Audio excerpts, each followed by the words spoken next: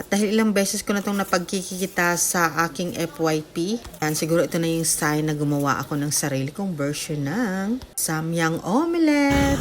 Kaya agad-agad ako napasugod sa pinakamalapit na Korean store. Dito nga isa-isa kong hinanap ang aking mga kailangan sa aking cravings. Na nga bumili tayo ng Nourish It kasi naubusan ako. Usually sa TikTok talaga ako bumibili niyan. Tapos ito Samyang, yung cheesy carbonara, and yung ating Jim's ramen. So ayan na nga yung mga nabili natin sa Korean store, pero meron pa tayong mga kulang kaya dito natin yung bibilin sa Save More. Yan, itong hotdog na ilalagay natin sa gitna ng ating Samyang. Ayan, bumili tayong chicken hotdog para kulay brown kasi brown yung nakikita ko.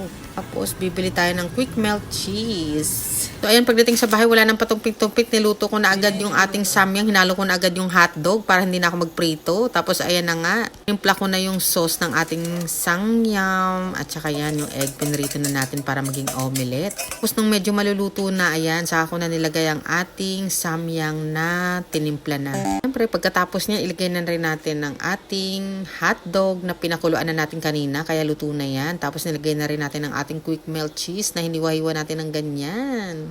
Ito na talaga yung pinaka-exciting part, ang pagbabaliktad ng egg kasi mahirap-hirap to, kailangan hindi natin masira yung itlog. Yan, medyo nag-struggle tayo pero ilalaban natin yan para sa cravings. Siyempre, hindi lang sa cravings, kailangan maganda-ganda rin itsura niyan kasi sayang naman yun, dami nating nagastos dyan sa cravings na to.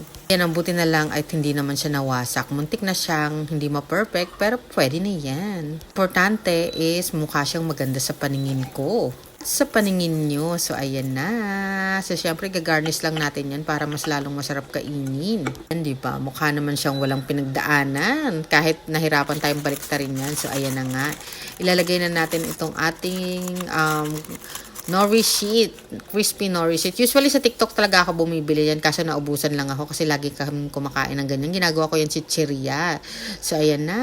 Ready na.